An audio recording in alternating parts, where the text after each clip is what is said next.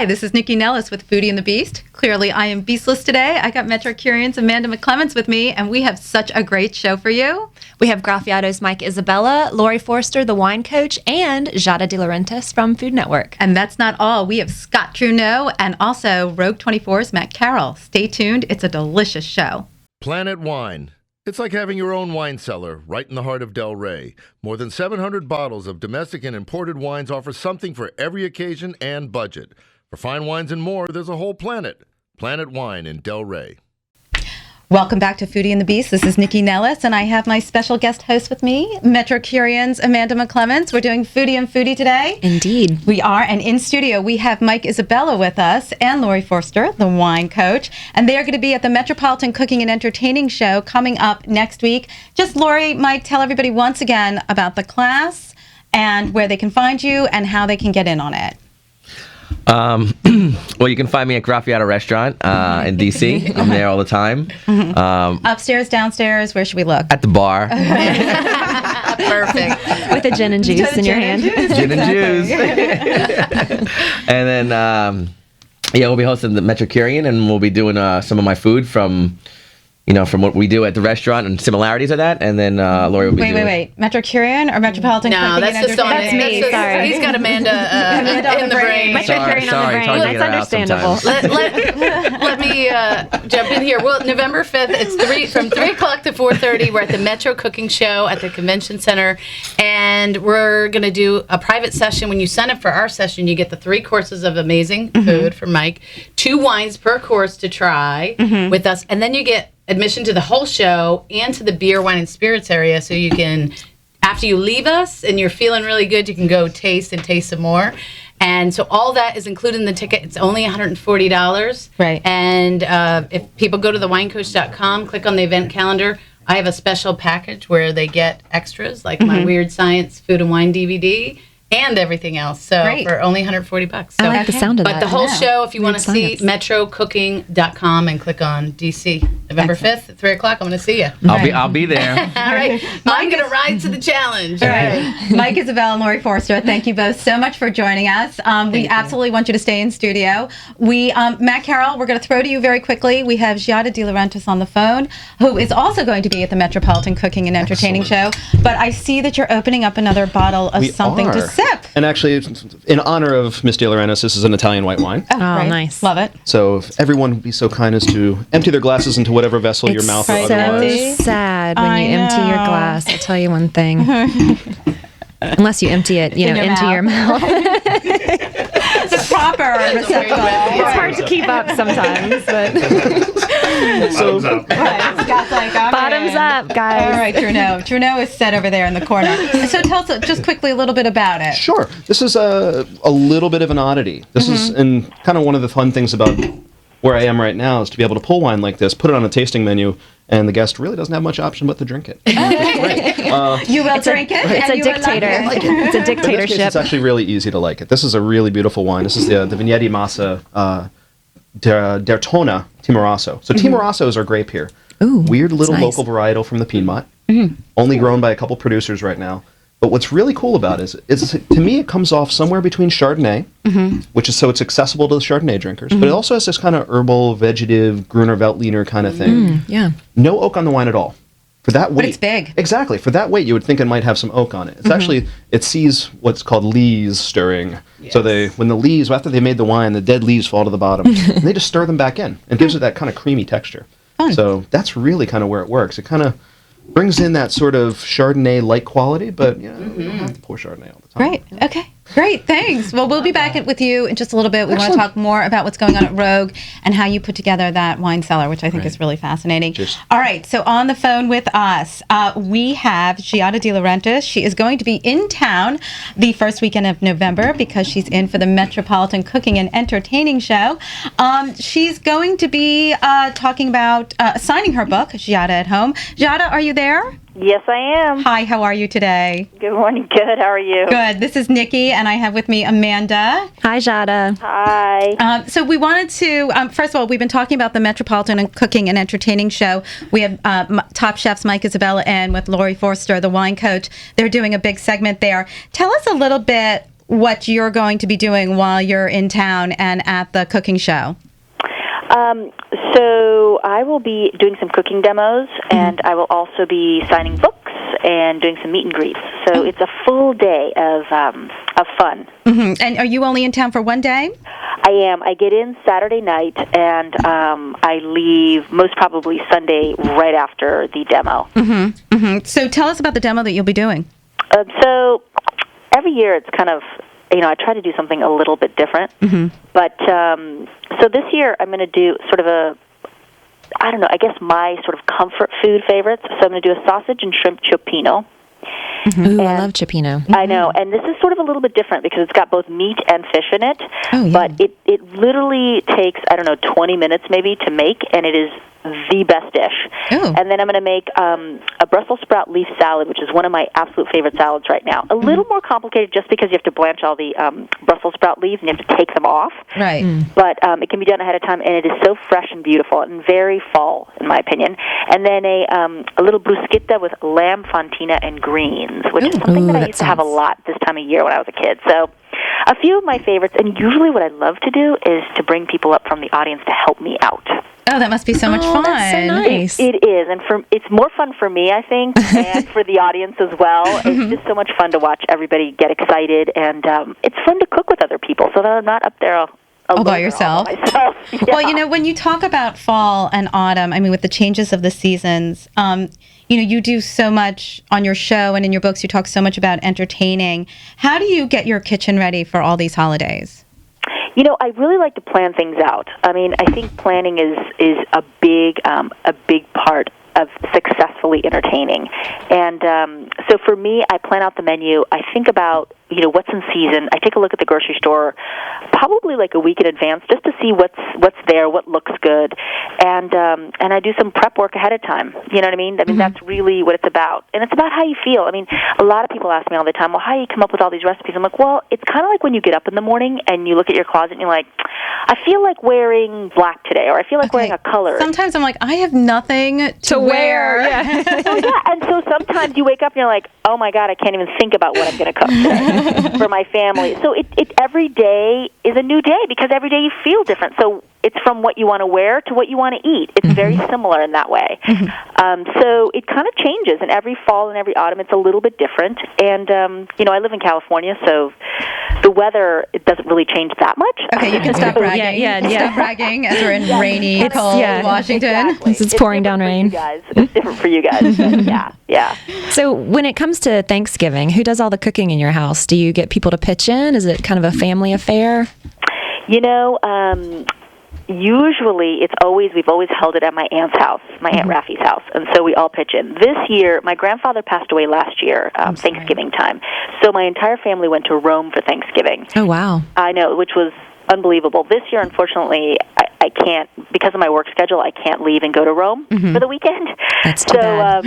We could go in your place. We can make that happen. Yeah, it happens. Anyhow, so I'm home this year, and whoever in my family couldn't make it and any of my friends who didn't have anywhere to go are going to come to my house. I think what I'm going to do is I make the turkey, and I make two sides that are my favorites.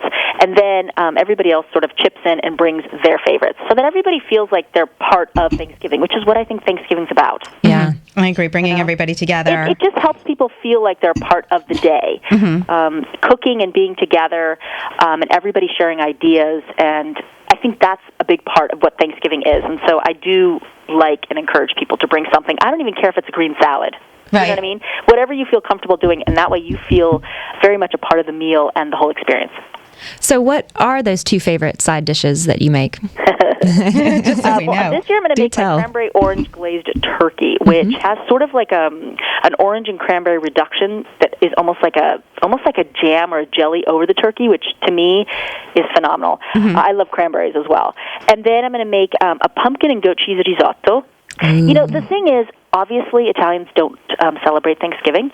So I've been with my husband now, not married 20 years, but together 20 years. And so I've sort of recreated Thanksgiving to give it sort of an Italian feel to it. Yeah, an Italian twist. Right, why not? Correct. So his family will always bring some kind of mashed potatoes, but I'm going to make pumpkin and goat cheese risotto and my roasted root vegetable salad. So I roast all the root vegetables ahead of time, bring them to room temperature, and then toss them in a salad, which makes my life a lot easier because all that stuff's done ahead of time. Yeah, you can do it ahead. So you can sit with everybody and hang out and enjoy some wine and have a good time. Exactly. Well, now let's just switch topics quickly.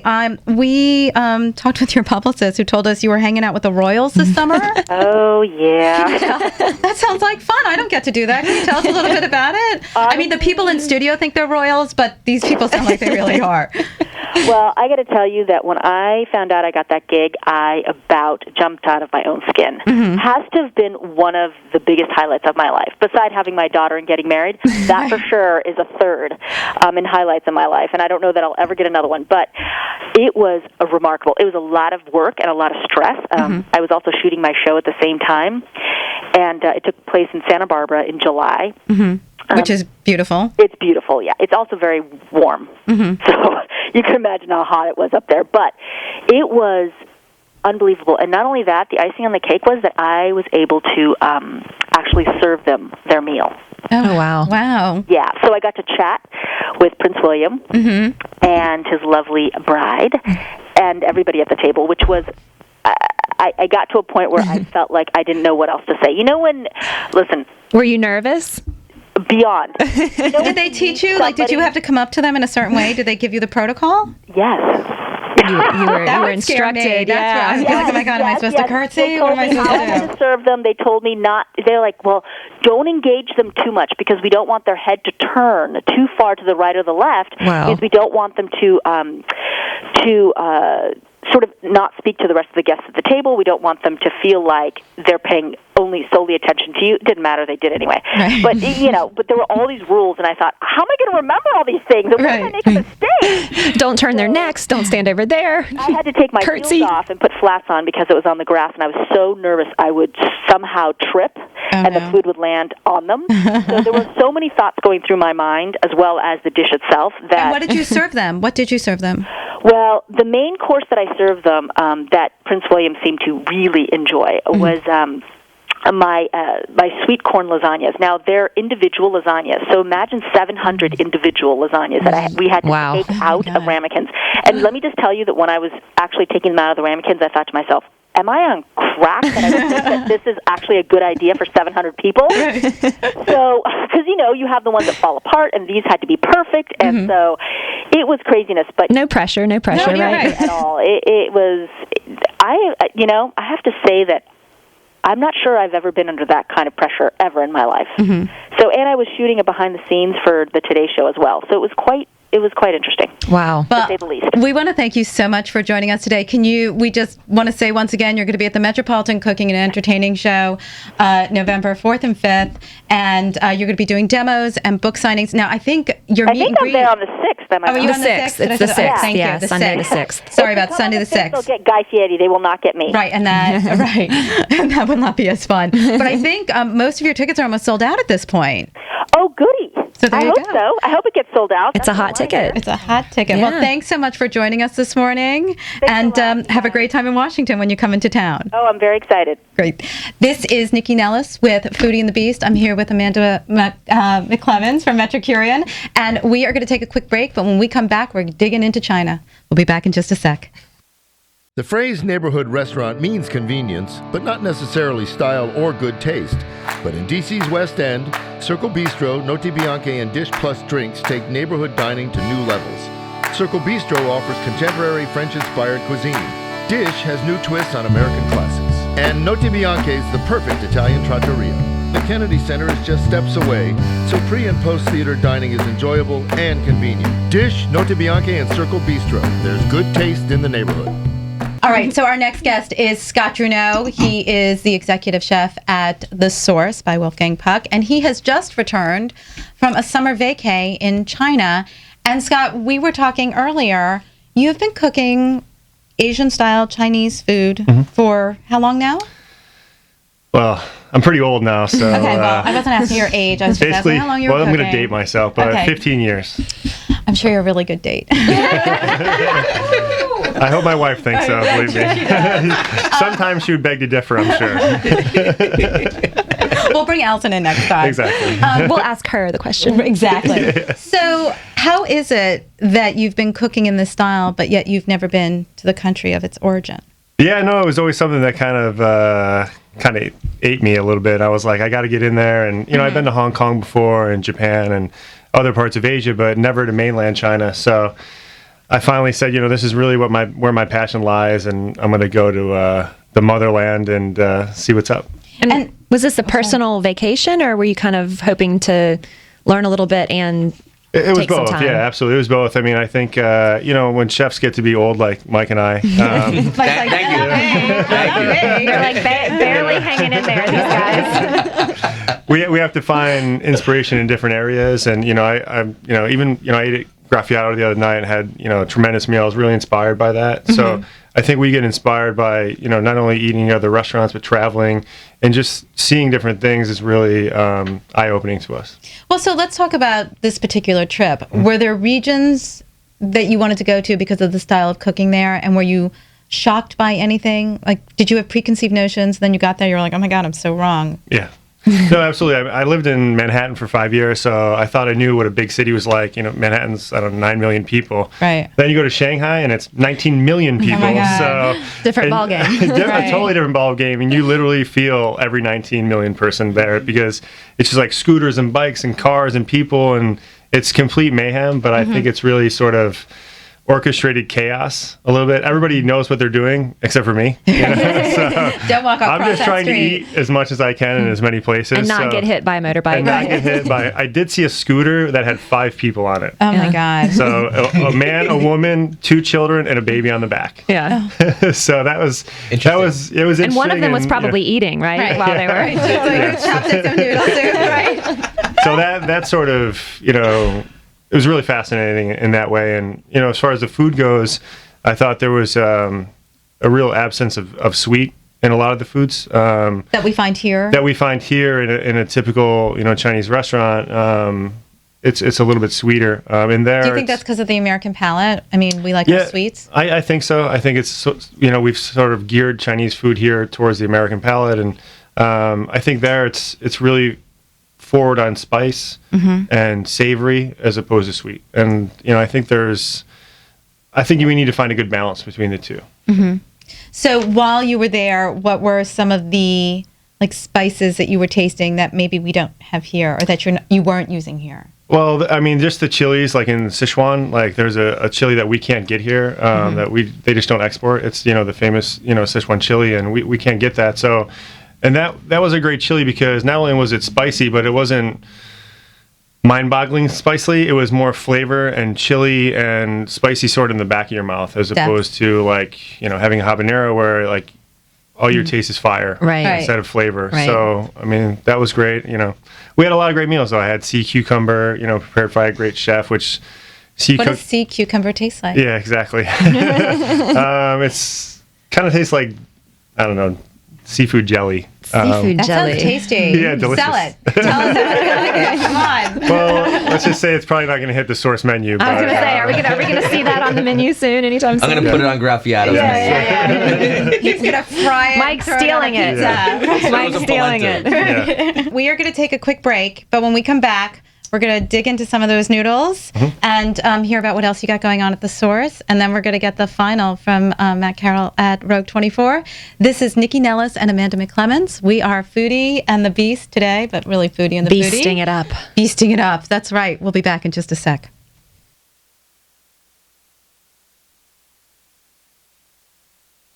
Planet Wine in Del Rey is more than just 700 great wines. There's also a stellar selection of craft beers picked by Greg Engert, one of Food & Wine's favorite. Welcome back to Foodie and the Beast. This is Nikki Nellis, and I am beastless today. I'm with Amanda McClements from METROCUREAN. We have a packed studio, and we are digging into a delicious, delicious noodle dish from Scott Truneau from the source. But before he gives us the 411 on this spicy treat, I have to do some shout-outs. This is normally David's job. He's much better at this than I am. But we do have advertisers who are so generous to us, and of course we have to thank them. We've got Georgetown Bagelry, we've got Neighborhood Restaurant Group, that's Rustico, Birch and Barley, Tallulah, Vermilion, Buzz, Columbia Firehouse, and Church Key, of course. Founding Farmers, they were in last week. They're opening up a new restaurant next week out in Potomac. Of course, Modus, that's Noti Bianchi, Dish and Circle Bistro. And Charles Schwartz & Sons, they are bedecking me in jewels, can't you see? Yes, she's glittering. I'm glittering. And of course, Bethesda Central Farm Market, which is now all year round. You can go there every Sunday and check out all their fabulous produce. So, Scott, let's get back to you. Amanda, I know you wanted to ask him a question. Yes, as I'm poking my No chopsticks tough questions, please. into the No tough microphone. questions. Well, tell us what we heard. What are we delicious noodles we're slurping here? Yes. So this is a chili dan dan noodle, which is a Sichuan dish that I actually had in Jian, which is sort of in the middle of the country, not quite Sichuan, but very close. And there's some great Sichuan restaurants there. So this is basically a chili pork noodle. It's an egg noodle, and you make a sauce with Szechuan peppercorns and chilies. So the Szechuan peppercorn gives you that sort of numbing, tingling feeling. I think I feel it in my nose right now. That could also be the pepper, but and then we make a house-made Szechuan sort of chili sauce that we incorporate into that, and lots of pork and peanuts. But isn't there sort of this like overriding thought that Americans don't like spicy food? And do you think our palate is changing? I mean, I love spicy food. I mean, not like you were saying, not like I don't want to eat a jalapeno. I don't want something that, ruins my taste buds. Yeah. But I would like something that has layers. Heat with flavor. Right, exactly. Yeah. So do you find that it's changing? Yeah, I think the food world is constantly evolving, and I think more and more people are, understanding spice and what it can add to your dining experience. So I think, it's an evolution. The food world, always changes and constantly evolves, and I think that more and more we find people, enjoying spice and wanting spice. For it. Okay. Right now, we're going to throw it back to Matt Carroll of Rogue 24. Matt, just tell us quickly, you got to build a wine cellar. Right. What was it like doing that, and how many wines do you guys have available? Well, since we're a tasting menu restaurant, it's really geared, the wine program really is geared to the tasting menu. Most people do come in and do full experience. But that being said, we had to have a full wine list as well, kind of to complement that. And the full experience is 24 courses. 24 courses with 8 pairings. Right. Some Wow. cocktails, some beer. But how do you do, with 24 courses and you're pairing the wines, how hard, that sounds so difficult to do. It is, except as long as you keep in mind structure. Structure of wine, structure of food. That's really, not to boil it down to a chemistry lesson, but to a certain extent, that's really can save you. You want wines that can multitask. Like we were talking about the wine bringing out different elements of the food. I go for the opposite approach to a certain extent, where we want the food to pull out different things out of the wine, out of each course. Okay. So if you have to drink one wine through 3 courses, that each one of those courses will pull something different out of the glass. So we're looking at wines that are really beautifully structurally built, that can hold the food well, but also that little bits of them get the shine on each course, which is fun. And so but that menu is changing almost daily, right? So how do you do that every day? Do you taste everything every day so you figure out what to do? Or are you able to read the menu and I know it's a tough job. She's worried that you have too much to do. Right, I'm worried about you. I am. I'm very concerned. You want to come over? Yeah. I'm very good at it. Good. We can help. We can help anytime. We're very good. There's plenty of seats. We'll find you a spot. I want to thank my guest, Amanda McClements, my Thank guest you. host, and all of our guests in studio today, Matt Carroll from Rogue 24, Scott Juneau from The Source, Mike Isabella, Top Chef fame, of course, and also Graffiato, and Laurie Forster, the wine coach. And, of course, earlier we talked with Giada DeLaurentis. It has been a jam-packed show. As we do on every show, we do like to point out a specific charity, and there is a terrific one going on right now. It's 1 pie equals 1 day of meals. This is for Food and Friends. Get online at foodandfriends.org. You order a pie. You can take it to your holiday, you can take it to a friend, you can eat it yourself, but it really provides meals for those in need. It's a fantastic charity. Please check it out. We have a terrific show next week, so please join us, and we will see you then. Everybody have a delicious week.